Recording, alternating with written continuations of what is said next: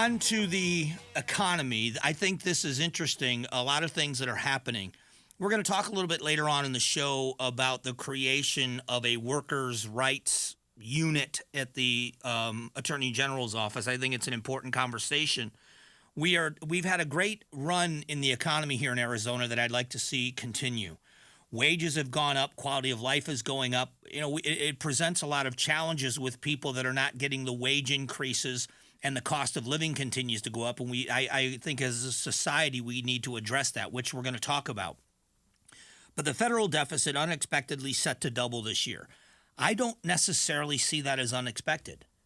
I mean, if you think about the way we spend, I harp on this constantly, but if you look at the federal government like a business, this part of it like a business, businesses have to make choices, and businesses hire leaders to either move them into the right direction, move them to the next level, or dig them out of a hole. I mean, those are a couple of reasons why you change leadership.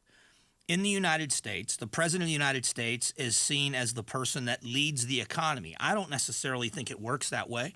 You got to hold the Congress accountable as well. Every spending bill, according to the United States Constitution, spending bills come out of the House of Representatives. They hold the purse strings of the country, led by Republicans right now. I mean, this is my party. So they are not without blame. But the spending is out of control. There is going to be a fight over a possible shutdown in what we do. At some point, there has to be a reckoning.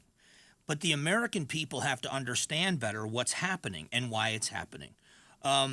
When Jeff Flake was a United States Senator, he was in the House for a long time, then he was in the United States Senate.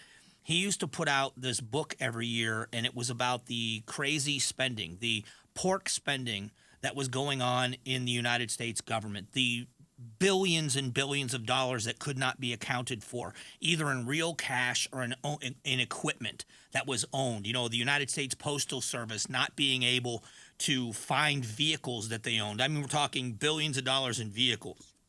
Even the Pentagon in the defense budget. So it is something that has to be addressed. But our deficit unexpectedly set to double this year. Oil soars to a new 2023 high after the Saudis and Russia shock with expanded production cuts. How do we address that? Gas prices near an all-time high over this past weekend. But what do we do locally? One of the things that the president is pushing is rent control laws on a national level. Meddling in the economy in this way and trying to falsely inflate or falsely fix a problem. It's like you inflate the minimum wage. You just say we're going to raise the minimum wage and then everybody's going to make a living wage. And it never works that way. At what point do people start looking at it and saying, well, prices keep going up? And you say, well, then we should cap prices. Well, that's what Venezuela tried to do. Go all the way back to the beginnings of Hugo Chavez and 25 years or so ago. And Hugo Chavez had that same idea in Venezuela where they were going to be more fair. It's always in the interest of fairness. Look at how fair Cuba was going to be to its people, and look at the poverty that they live in Cuba. There's a reason why there are boats that are constantly leaving Cuba trying to make it to the United States. And we don't see those same boats leaving the United States headed for Cuba unless, of course, it is a mockumentary and they're trying to make fun and say how great the Cuban medical services are, and it just isn't. Phoenix to get $10 million for 2 new affordable housing projects. Great story, KTAR.com. You can head over and read the story. Half of the $10 million will go towards converting a former Super 8 motel in Northern Avenue and I-17 into a supportive housing facility. This will create safe, affordable housing units at a critical time in the community. So this is an issue where it may be fixing a problem for a few people, but how do we stop the overall problem from happening? When you look at the cost of living, there are a couple of ways to address this, and I'm going to tie this all in a bow, which I've done a number of times. This is the reason why it's important for us to educate our kids. I'm going to continue to harp on this. If I could do a tour and talk to kids about this, I would. We are doing our children a disservice when we don't explain to them the realities of life. And the realities of life is that right now it's very expensive to live. and nobody is going to fix that problem for you. You're going to sell a house, and I'm going to sell a house, and we're going to get as much money for that house as the market will bear. We're not going to sell it at $15,000 less because housing prices are too high. So you shouldn't expect, if you're buying a house, not to have to pay full price. If you're selling a vehicle, if you're trading a vehicle in, you're going to get maximum value for that vehicle when you trade it in. That's the way the economy works. And the sooner kids understand that, the better off they are. The sooner that they look at the world and what's out there and what it costs to live in this world to make a living, and understand that pick something you like to do that makes you enough money to have the life you want.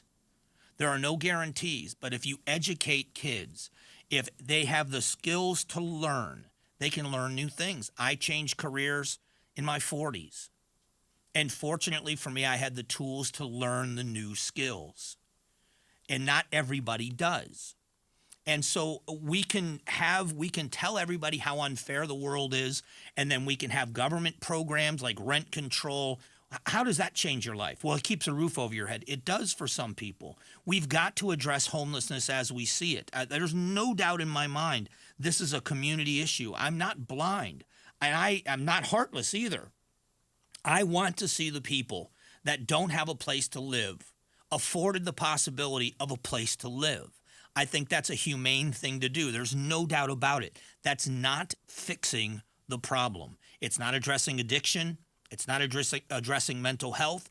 And it's not addressing the people that get left behind because either they're older and on a fixed income and don't have enough money in their fixed income to keep up with the times, or with people that have made decisions in their life that don't give them the ability to have a job that pays them enough to be self-sustaining.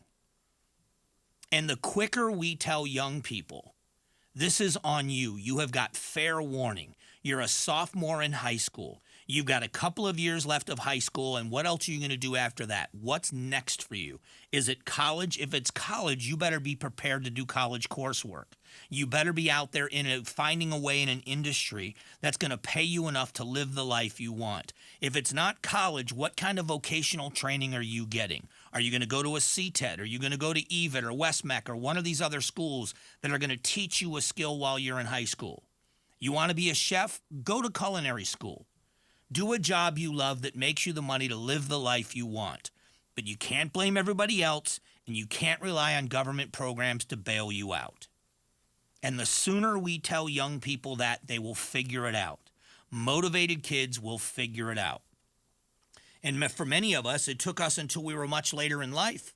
I have friends who didn't make a whole lot of money, and then they went to nursing school, or I went to another level where they said, now I'm making the money I should be making. Why wait until you find yourself in a desperate situation? Why not train these kids early?